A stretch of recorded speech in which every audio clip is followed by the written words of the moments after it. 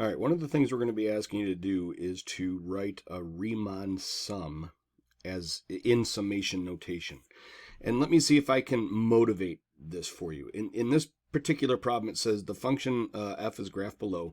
There are 30 subintervals, all right, on an interval from 1 to 10. So if I wanted to write the estimated area under this curve in terms of rectangles, I would have to take the length, the width, and the height of each rectangle and write that out. So that would be 30 different calculations, which I really don't want to do. So the shortcut is to do it in summation notation. But you have to really understand how summation notation works, which you may or may not.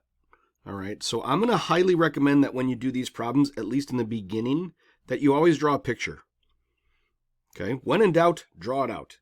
And so I got 30 rectangles underneath this curve from 1 to 10, and I have to find the width of each rectangle. So let's start with that. So I'm going to find the width of each rectangle, delta x.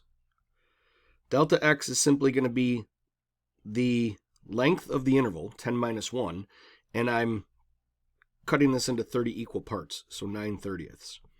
So each one of these rectangles here is going to have a width of 9/30. Okay, fine. So I got that.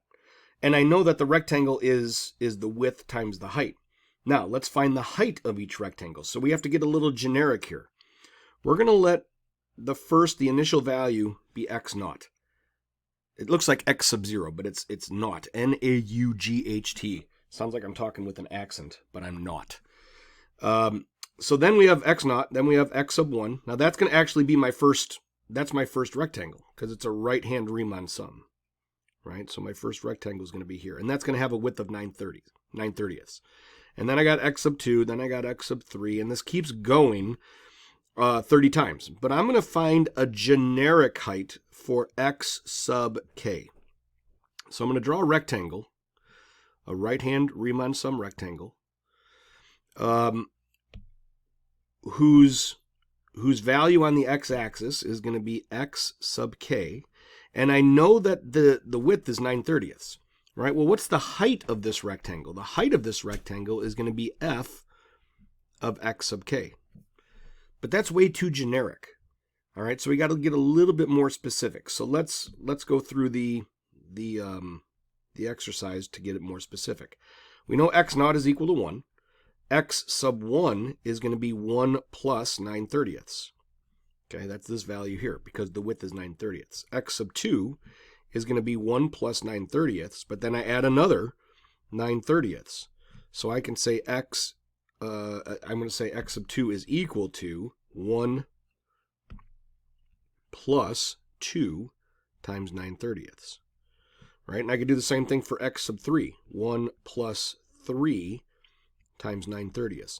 Well, that gives me a little bit more specifics for x sub k. X sub k is going to be 1 plus k times 9/30.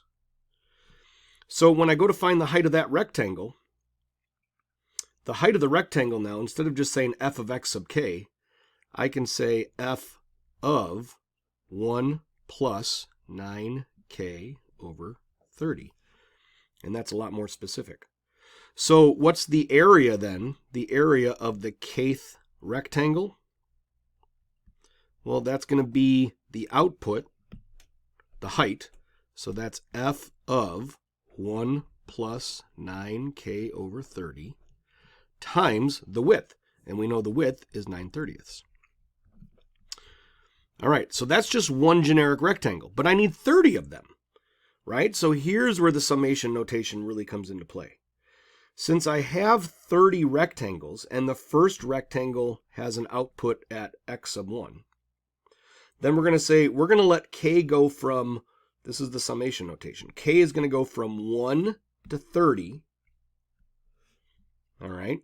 And the height of each rectangle is going to be f of 1 plus 9k over 30, and the width of each rectangle is going to be 9/30. And that is how you write it.